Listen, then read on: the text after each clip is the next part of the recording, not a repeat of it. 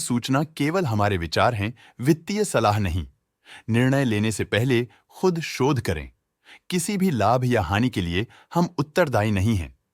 आज हम देख रहे हैं ओसवाल एग्रो मिल्स लिमिटेड के 2025-26 Q1 की standalone financial performance. Starting with the sales, पिछले क्वार्टर से सेल्स में -80.5% का डिक्रीज हुआ है। सेल्स ने उम्मीद से कहीं ज्यादा परफॉर्म किया है, जो पिछले साल के मुकाबले 5 गुना से ज्यादा बढ़ी है। Expenses -74% quarter on quarter decrease हो गए हैं, जो साल भर के लगभग 2 गुना के राइज के साथ अलाइन करता है। एक्सपेंसेस में डिक्रीज अच्छा है, लेकिन सेल्स में डिक्रीज निराशा की बात है। ऑपरेटिंग प्रॉफिट ने उम्मीद से कहीं ज्यादा परफॉर्म किया है, जो पिछले साल के मुकाबले 5 गुना से ज्यादा बढ़ गया है।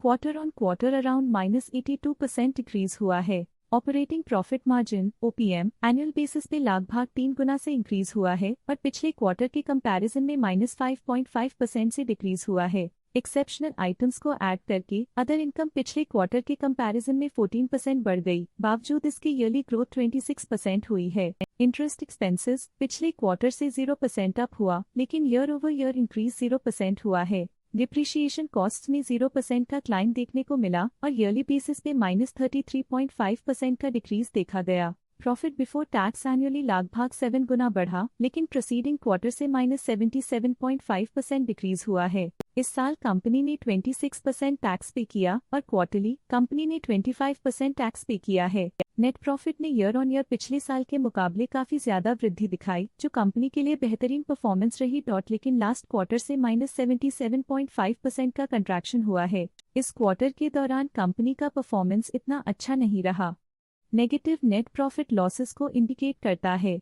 वहीं अगर एनुअल एनालिसिस की बात करें तो इस साल कंपनी का परफॉर्मेंस काफी अच्छा था। अर्निंग्स पर शेयर EPS में साल भर में पिछले साल के मुकाबले काफी ज्यादा ग्रोथ देखी, जो कंपनी की स्टेलर परफॉर्मेंस को दिखाता है। लेकिन क्वार्टरली में 55% की गिरावट भी नजर आई। इस क्वार्टर में कंपनी का EPS इतना अच्छा नहीं रहा। नेगेटिव प्रॉफिट कमजोर एफिशिएंसी को दिखाता है। ओसवाल एग्रो मिल्स लिमिटेड के फाइनेंशियल स्नैपशॉट को रिव्यू करते हुए कुछ मुख्य ट्रेंड्स सामने आए हैं, जो कंपनी की परफॉर्मेंस पे रोशनी डालते हैं। जून 2022 से जून 2025 तक ओसवाल एग्रो मिल्स लिमिटेड की फाइनेंशियल जर्नी में सबसे पहले बात करते हैं सेल्स की। इस साल सेल्स में लगभग 94 गुना की वृद्धि हुई है, और पिछले 4 सालों में लगभग 10 गुना की वृद्धि हुई है, जो एक निरंतर अपवर्ड ट्रेंड को दर्शाता है। पिछले साल की गिरावट के बाद इस साल सेल्स फिर से बढ़ना शुरू हुई है, जो सफल रिकवरी स्ट्रैटेजी को दर्शाता है। अब बात करते हैं एक्सपेंसेस की। इस साल एक्सपेंसेस लगभग 3 गुना बढ़े हैं, और 4 सालों में 71% का इजाफा हुआ है।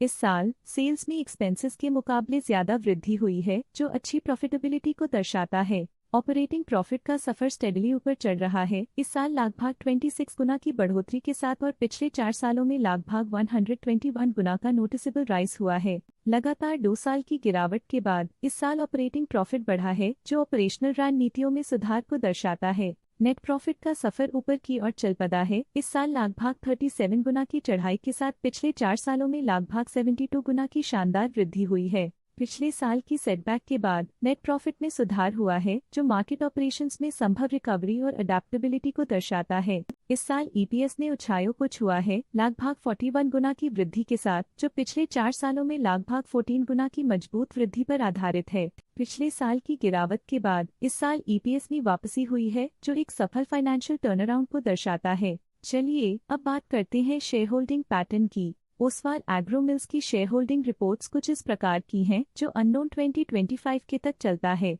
ये रिपोर्ट कंपनी के शेयर्स की डिटेल्ड जानकारी देता है, जिसमें promoters, promoter groups, foreign investors, public investors और सरकारी एंटिटीज शामिल हैं।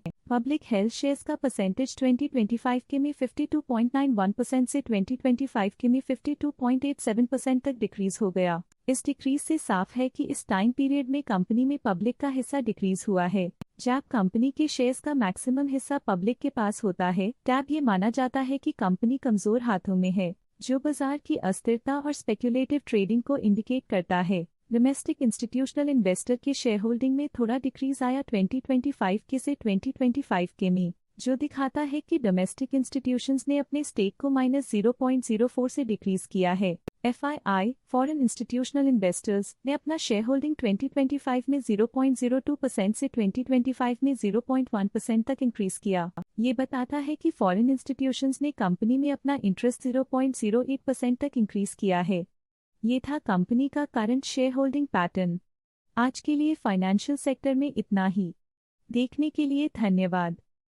स्टॉक लेटेस्ट न्यूज अपडेट के लिए चैनल को सब्सक्राइब करें और वीडियो को लाइक एंड शेयर करें।